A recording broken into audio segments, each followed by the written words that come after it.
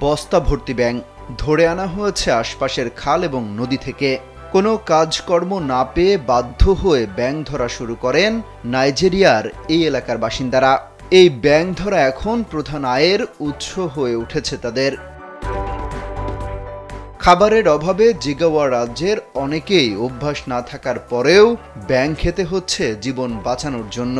তাই তো কোনো কিছু না পেলেই ব্যাঙ ধরে খেয়ে নেন অনেকে। আন্তর্জাতিক গণমাধ্যমগুলো বলছে দিনকে দিন আন্তর্জাতিকভাবে বৃদ্ধি পাচ্ছে ব্যাঙের মাংসের চাহিদা। বিশেষ করে চীন, যুক্তরাষ্ট্র সহ ইউরোপের দেশগুলোতে পাঠানো হচ্ছে। তাই তো এখানকার ছেলেবুড়ো সবাই প্রায় ব্যাঙ ধরার পেশায় নেমে পড়েছে।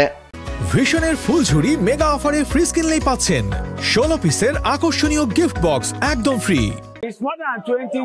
এই ব্যবসায় 20 বছরেরও বেশি সময় ধরে আছি।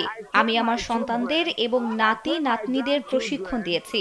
আমি এই ব্যবসার সুবিধা জানি। আমি সরকারের কাছে অনুরোধ করছি যেন তারা আমাদের সাহায্য করে।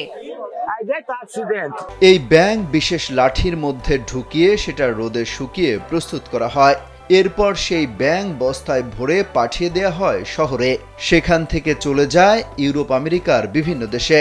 চাহিদাও আছে প্রচুর। কিছু ব্যাঙ আছে বিষাক্ত, সেগুলো বাদে সব ব্যাঙই খাওয়া যায়। এগুলো খুবই সুস্বাদু। আমরা মুসলিম তাই খাই না, কিন্তু আফ্রিকানরা ব্যাঙের মাংস খুব পছন্দ করে।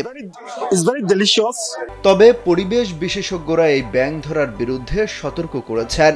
তারা বলছেন এভাবে চলতে থাকলে বাস্তুতন্ত্রকে ব্যাহত করতে পারে। বিরূপ প্রভাব পড়তে পারে সাপের মতো অন্য প্রাণীদের উপরও। অমিত হাসান, রবিন, কালবেলা।